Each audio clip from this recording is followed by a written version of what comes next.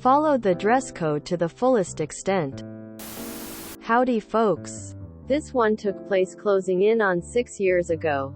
The bosses, at the time, were usually very cool and easy to get along with. However, some Karen got into HR and insisted on changing the work culture to suit her desires, vision. She rewrote the dress code and overnight, instead of being allowed to show up dressed comfortably, as long as it wasn't dirty, smelly, full of holes. Tech support center. We suddenly had to dress business professional.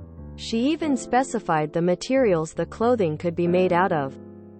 She tried firing almost everyone there for violating dress code. Before a manager, one I still love to this day, told her to calm herself, because she had not only not published the dress code, it hadn't been approved by management.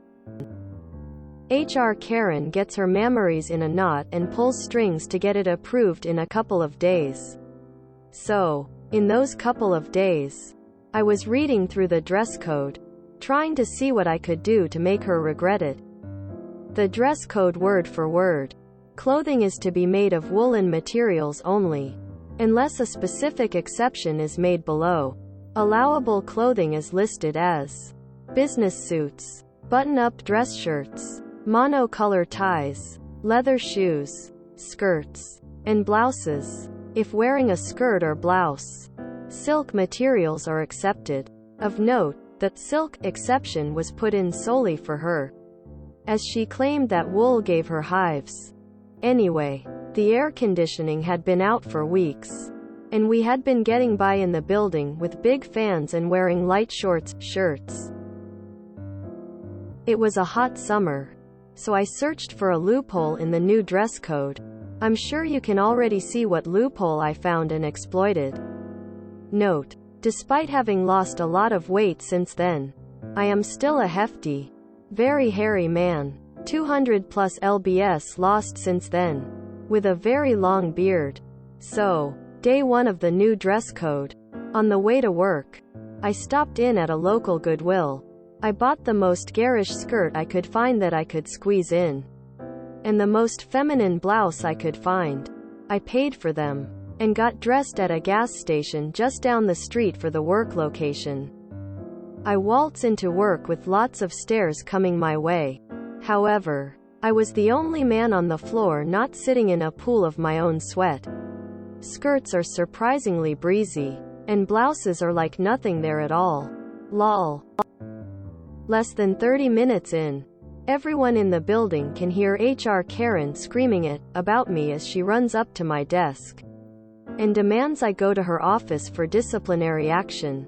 I tell her I cannot do that as company policy states that disciplinary action can only be undertaken by the employee's team lead and site manager, not HR. She then screams at both of them to force me into her office.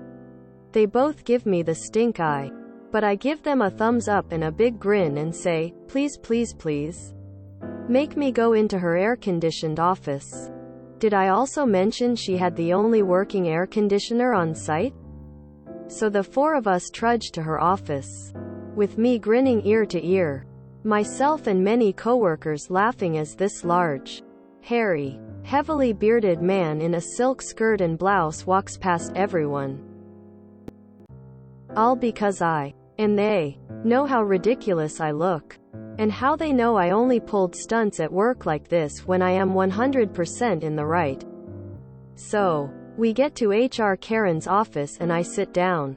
She tells me I am going to be fired for insubordination and breaking dress code. I laugh in her face and tell her terminations can only be processed upon agreement by the team lead of the employee, site management, and HR. You are the one that insisted upon and wrote that rule. Unless they both agree, you are lying and can shut up. She was screaming at the top of her lungs at this point.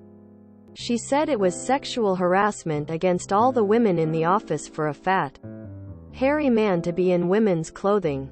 Oh? Can you point out in the dress code where only women are allowed to wear skirts and blouses?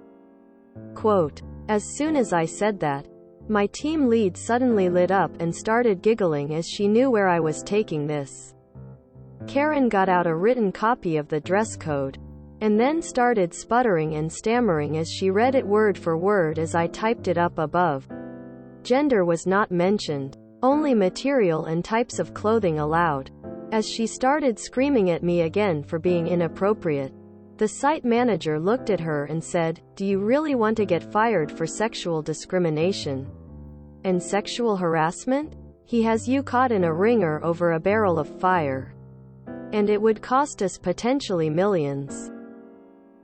Strangely enough, the dress code was rescinded before the end of the day, and we were allowed to go back to the way we had been dressing.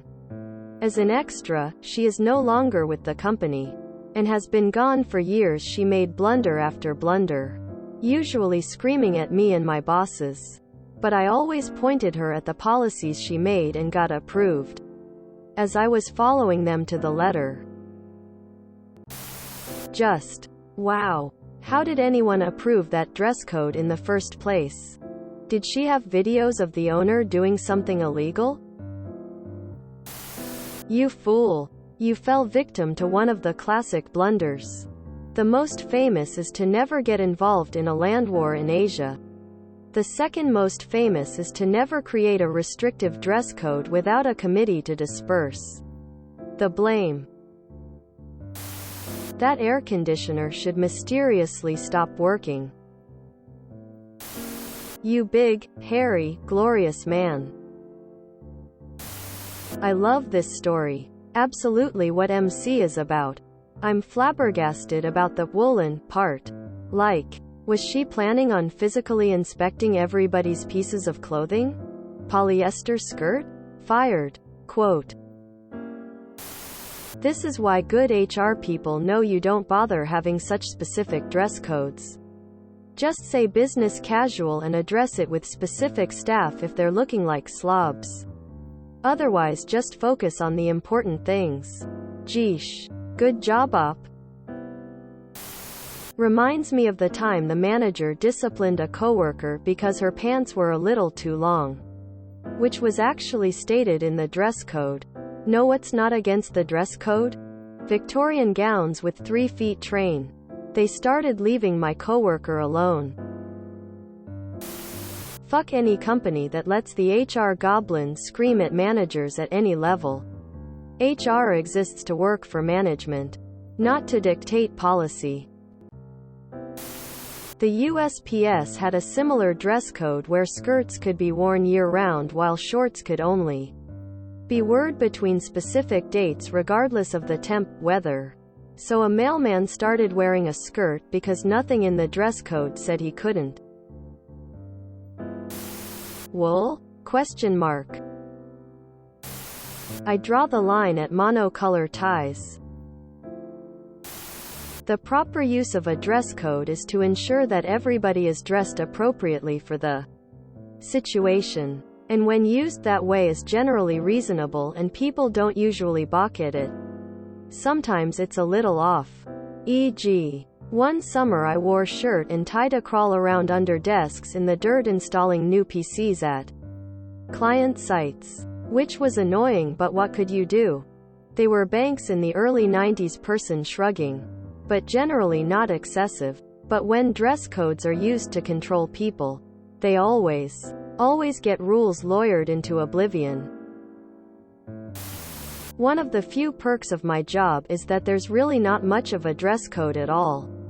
I typically wear leggings, a graphic t-shirt, and pastel rainbow Crocs. The only time my boss puts his foot down is during our big yearly conference. That's only because there's dress codes for attendees. So we have to dress the same. I'll wear casual dresses for 1 week, so I can wear leggings the other 51 weeks. That's a fair trade. Is it weird that I'm visualizing Dolores Umbridge? Now seriously consider wearing kilts. Utility kilts are all I wore when working in kitchens, and oh boy was that comfy. The ones I had pockets that clipped on. So I'd take off my pockets and have lightweight clothing compared to the rest of the guys. And even walking around is more comfortable when you don't want a bunch of fabric rubbing against your legs and groin. You might have outsmarted me, but I outsmarted your outsmarting. This story epitomizes malicious compliance. But you left out one important detail. Did you wear undies? Well done. I do pity her poor shrink though. Ha. The one thing I do appreciate about women's businesswear is how much better it is in hot weather.